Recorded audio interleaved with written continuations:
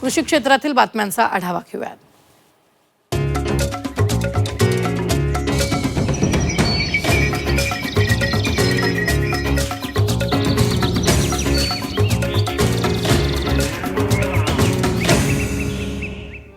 पीक पाणी powered by green harvest, nature care फर्टिलायझर्सचे नैसर्गिक पेंडीयुक्त खत। नेचर केअरची युक्ती, रासायनिक खतांपासून मुक्ती। अहिल्यानगर जिल्ह्यात सुरुवातीला झालेल्या पावसानंतर शेतकऱ्यांनी पिकाची लागवड केली, मात्र पावसानं दडी मारल्यानं शेवगाव तालुक्यातील शेतकऱ्यांसमोर आता दुबार पेरणीचं संकट उभं टाकलंय। कपाशी वाचवण्यासाठी अनेक शेतकऱ्यांची धडपड सुरू आहे।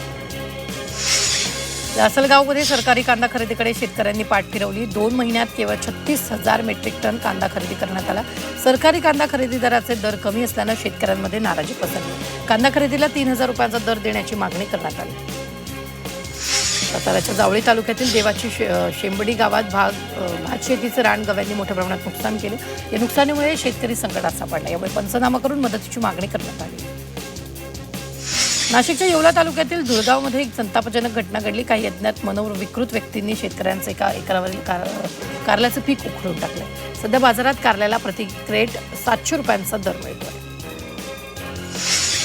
वाशिम जिल्ह्यातील इंजोरी इथं महिला शेतकऱ्यांनी नैसर्गिक शेतीचा आदर्शवत प्रयोग यशस्वी करून दाखवला।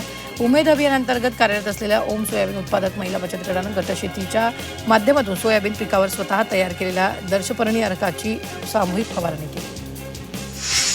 पालघरमध्ये पावसाचा जोर वाढलाय। 2 दिवसापासून जिल्ह्यात पावसाच्या सरी बरसत आहेत। 8 दिवसाच्या विश्रांतीनंतर पावसानं हजेरी लावण्याने नागरिकांसह शेतकऱ्यांना दिलासा मिळाला।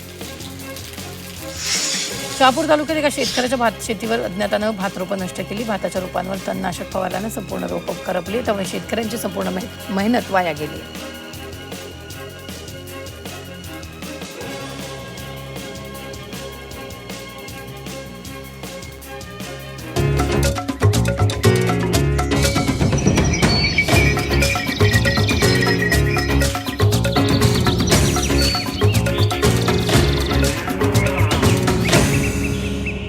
पीक पाणी पॉवर्ड बाय नेचर केअर फर्टिलायझर्सचे ग्रीन हार्वेस्ट स्पेशल, नैसर्गिक पेंडीयुक्त सेंद्रिय खत।